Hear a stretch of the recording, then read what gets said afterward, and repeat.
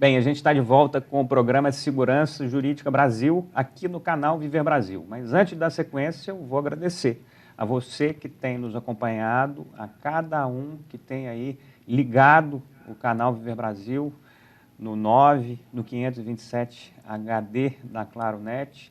A gente agradece muito a cada um que tem nos assistido em Belo Horizonte, em Betim, em Contagem, em Nova Lima, em Sabará, cidade histórica, pertinho de Belo Horizonte, Juiz de Fora, Zona da Mata, seguindo para o Rio de Janeiro,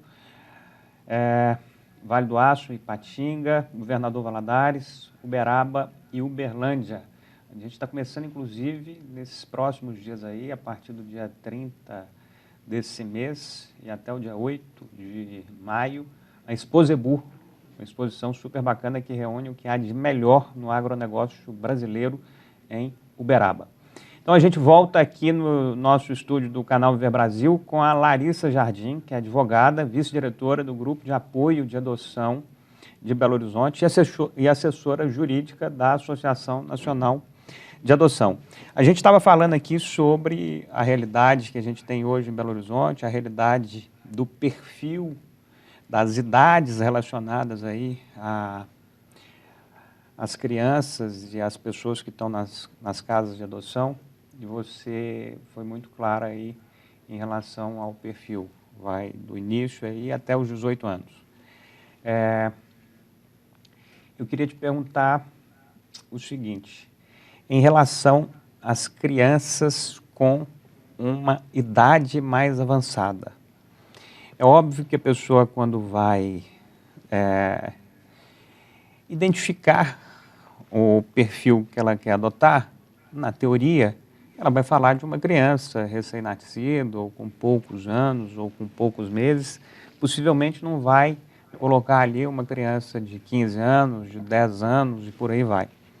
Como é que é essa realidade no percentual mesmo, em relação à quantidade? Como é que é o perfil, o retrato de crianças mais velhas em relação ao processo adotivo? Mais velhas acima de 10 anos, por exemplo. Na verdade, os dados em relação à adoção são dados muito fluidos, eles mudam muito. Nós tivemos muitos avanços, porque o paradigma é buscar um filho, nós tivemos muitos avanços, porque, na verdade, o paradigma é buscar uma família para criança, e não uma criança para uma família. Então, nós estamos falando de crianças reais.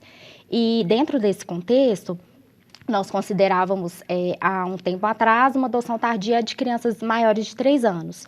Hoje já é considerado crianças acima de 6 anos. A adoção de grupos de irmãos foi muito propagada. Então, temos sim uma mudança cultural. Mas precisamos entender também que essas crianças que estão disponíveis para adoção, elas estão submetidas a esse procedimento que muitas vezes é moroso. Então, até que se identifica que uma criança sofre violações de direitos, isso pode levar muitos anos. A identificação de uma criança, de um bebê em tenra idade, que ele está sofrendo violações, ele é muito difícil. Por parte dos seus pais biológicos? Sim, na maioria das vezes sim. Então, a rede de proteção, ela tem uma certa dificuldade de identificar essa violação. Só realmente casos extremos, muito evidentes, de famílias que já são acompanhadas. E aí, após o acolhimento institucional, verificada a impossibilidade de manutenção na família, tem também o período de avaliações para tentativa de reinserção dessa criança junto aos pais biológicos ou mesmo na família extensa, porque a prioridade legal é a manutenção desses vínculos. E aí, se avaliar realmente a pertinência desse retorno, a adesão dessa família aos encaminhamentos realizados, a possibilidade de reestruturação, ela é muito complexa. Então, muitas vezes, há um longo período até que se determine judicialmente que o vínculo com a família biológica vai ser rompido, que é através de uma ação de perda do poder familiar. E, novamente, essa ação de perda do poder familiar, ela tem um prazo legal de 120 dias, improrrogável, mas não é a realidade. É muito raro que esse prazo seja respeitado e, na verdade, a média de tempo de tramitação desse processo é, no mínimo, 3 anos, em geral. E 3 anos a menina, a criança sofrendo cresceu. ali. Exatamente, a criança cresce dentro do acolhimento e aí vendo essa realidade, que inclusive eu descrevi, né, de casos que nós já acompanhamos de crianças acolhidas com 2, 3 anos que completaram a maioridade no acolhimento. Sensíveis em relação a isso, foram sendo criados tanto entendimentos da jurisprudência, como o próprio Conselho Nacional de Justiça criou resoluções que possibilitam que a criança seja encaminhada para adoção antes do trânsito em julgado da ação de perda do poder familiar. Então, a criança ela tem o pai e mãe biológico ainda na certidão de nascimento e ela é entregue através de um termo de guarda para fins de adoção ao pretendente cadastrado, que muitas vezes não tem dimensão do que isso significa e dos riscos jurídicos envolvidos, porque a ação continua tramitando, a família biológica continua tendo possibilidade de apresentação de defesa e recursos, e né, isso enseja, claro, uma insegurança jurídica muito grande. Mas essa questão, por exemplo, depois que a pessoa que vai adotar recebe esse termo, a criança ainda pode ter que voltar para a família biológica? Infelizmente, sim. Depois que ela já está no novo lar com outros pais adotivos, mesmo com o termo assegurado ali pela justiça, ela pode ter que voltar com essa criança para os pais biológicos por alguma razão, por algum entendimento jurídico. Isso. A gente sabe que a segurança jurídica ela só vem através do trânsito em julgado da ação. Então, a partir do momento que aquela família recebe o filho antes do trânsito em julgado, tem que aguardar todo o trâmite dessa ação de perda do poder familiar e só a partir do trânsito em julgado é que a ação de adoção vai ter o seu curso e vai ser concluída. É claro que a decisão que determina o encaminhamento da criança para adoção, ela é uma decisão fundamentada por relatórios técnicos, pelo histórico da criança, e existe uma segurança jurídica para que essa família receba a criança. O problema é porque realmente nós fomos surpreendidos recentemente, né, nos últimos anos, inclusive isso foi se avolumando, com decisões que revogaram guardas concedidas para fim de adoção. São decisões excepcionais, mas decisões que nos preocupam, tanto pelo precedente, quanto pela gravidade da situação fática envolvida. Cita um caso para a gente que demonstra gravidade entre as suas partes. Um dos casos mais emblemáticos dos últimos anos foi o caso da campanha Fica Vivi. Esse casal estava habilitado à adoção há quase 5 anos, aguardando, né, receber o filho pelo sistema e no cadastro no CNJ. Eles foram acionados pela Vara da Infância da sua cidade e receberam a criança através de um termo de guarda para fins de adoção quando ela tinha apenas 3 anos de idade. Que é esse o primeiro termo. Isso, termo de guarda. Enquanto está sendo, vamos falar, resolvido juridicamente, esse é um termo inicial. Exatamente. Eles receberam um termo de guarda e propuseram a ação de adoção, que ficou suspensa enquanto se aguardava todo o trâmite da ação de destituição. O histórico familiar da criança é permeado por violações de direitos, violência. Ela foi retirada da genitora e acolhida por uma situação de extrema negligência e de risco. A família extensa não assumiu os cuidados por essa criança e o genitor, ele se encontrava em estabelecimento prisional, condenado por ter matado o próprio pai. E a criança, ela foi acolhida, permaneceu um longo período em acolhimento sem que a família se mobilizasse para poder se reestruturar e receber novamente essa criança. Ela foi entregue através de um termo de guarda para fins de adoção. A sentença julgou procedente a perda do poder familiar, mas houve um recurso da avó paterna e, em segunda instância, o Tribunal de Justiça entendeu sumariamente pela revogação da guarda concedida. Na época, a criança já estava há 6 anos com a família adotiva e que a criança fosse imediatamente devolvida para a família paterna.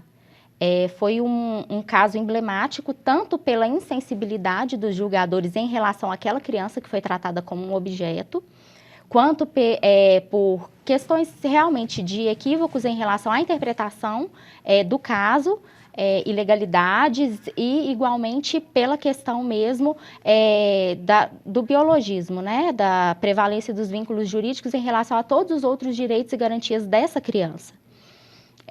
Esse caso, ele ainda encontra-se em andamento.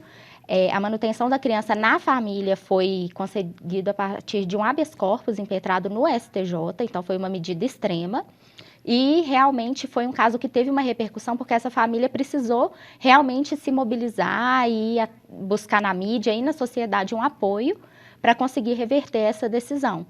Então, nós conseguimos levantar mais de 300 mil assinaturas em repúdio a essa decisão, várias autoridades se mobilizaram, houve realização de audiências públicas, inclusive no Congresso.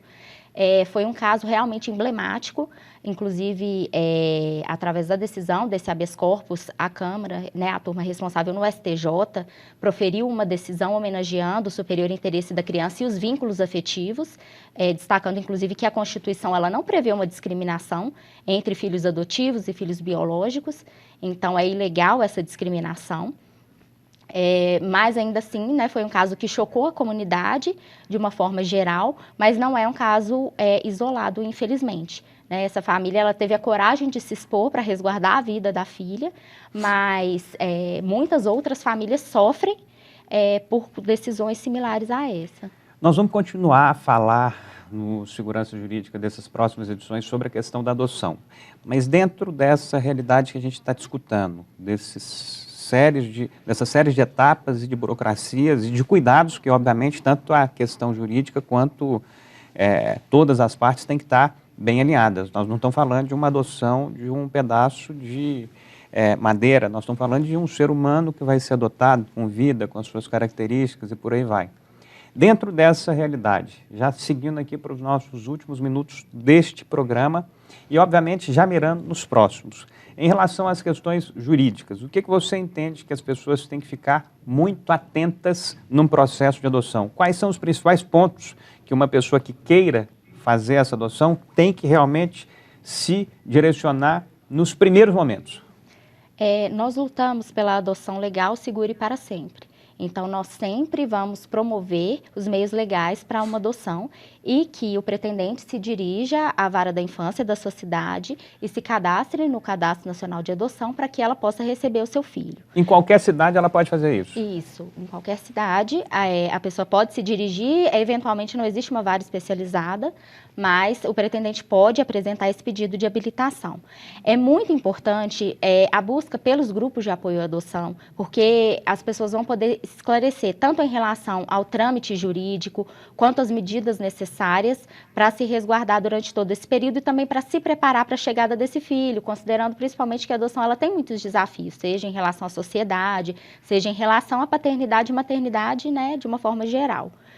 Em relação ao processo específico, quando essa família recebe o seu filho, é muito importante o entendimento de qual a situação jurídica dessa criança e, se for um caso em que a situação jurídica não está definida, a família precisa buscar assessoria jurídica, porque isso é fundamental para que haja o acompanhamento desse processo, para que a família não seja surpreendida por decisões arbitrárias que venham, né, a revogar a guarda concedida para fins de adoção. Inclusive, nós já acompanhamos decisões em que não foi identificado que a criança já estava inserida em família adotiva, foi determinada uma reintegração, gerando danos seríssimos. E, além disso, realmente, a possibilidade dessa família também atuar nos processos e demonstrar que o superior interesse dessa criança tem sido atendido. Um ponto muito importante também é que foram constituídas 2 câmaras especializadas pelo Tribunal de Justiça recentemente, ainda esse ano.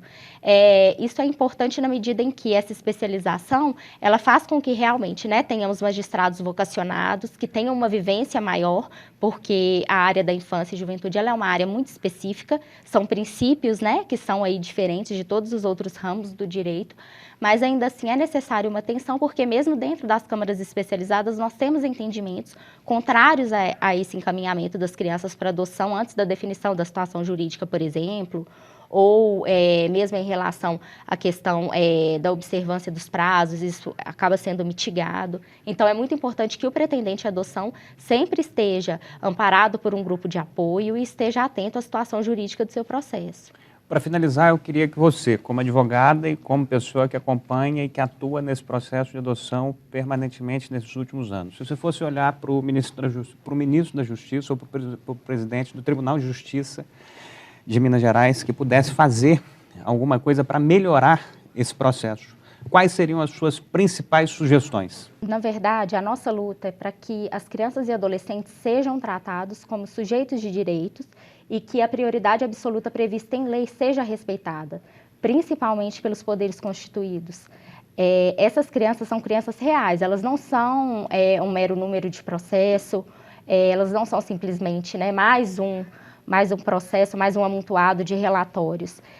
Nós estamos falando do bem jurídico mais precioso, que é a vida dessas crianças. Então, realmente, a nossa luta é para que essas crianças elas tenham o direito à convivência familiar e comunitária, à sua dignidade, à sua identidade, a ter realmente uma família que promova os seus direitos, sem que aqueles que têm, né, como dever protegê-las e resguardá-la, em última instância, as coloquem novamente em risco. Então, é necessário realmente que haja uma busca por maior segurança jurídica nos processos que envolvem as crianças e adolescentes, uma quebra de preconceitos em relação à adoção e que realmente todos os esforços sejam voltados para o respeito à legislação, aos prazos e a essas crianças e adolescentes. Realmente, se as nossas autoridades pudessem ver essas crianças, pudessem visitar as unidades de acolhimento, pudessem pensar que essas crianças, elas são destinatárias da proteção integral, tanto quanto qualquer outra criança, que seus direitos não podem ser relativizados, eu tenho convicção de que nós não estaremos vivenciando esses retrocessos que, infelizmente, acabam por desestimular a adoção e acabam por condenar crianças a crescer privadas de uma família. Doutora Larissa, muito obrigado pela presença aqui conosco no programa Segurança Jurídica Brasil.